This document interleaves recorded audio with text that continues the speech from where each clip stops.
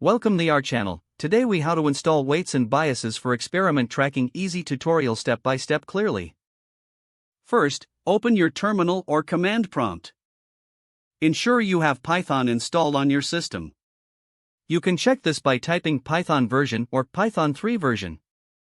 If Python is not installed, you can download it from the official Python website.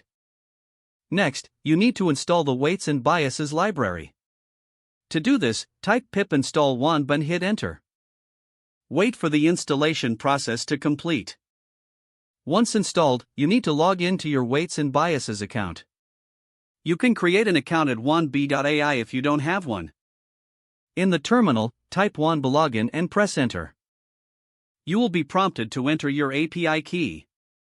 You can find your API key in your weights and biases account settings. Copy and paste the API key into the terminal and press enter. Next, set up a new project for your experiments. You can do this within your Python script or Jupyter Notebook.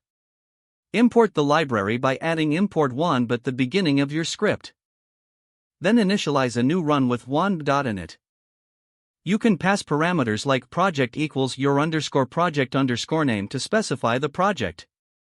Add any hyperparameters you want to track using wandb.config. For example, you can set wandb.config.learning_rate equals 0.01.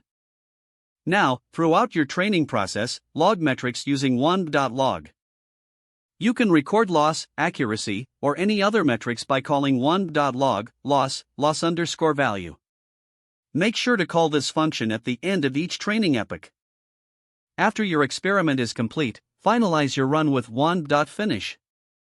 You can now visualize your results on the weights and biases dashboard. Open your web browser and go to wandb.ai. Log into your account to see the tracking of your experiments. You've successfully installed and set up weights and biases for experiment tracking. Don't forget to like this video and subscribe to our channel for more step-by-step tech guides.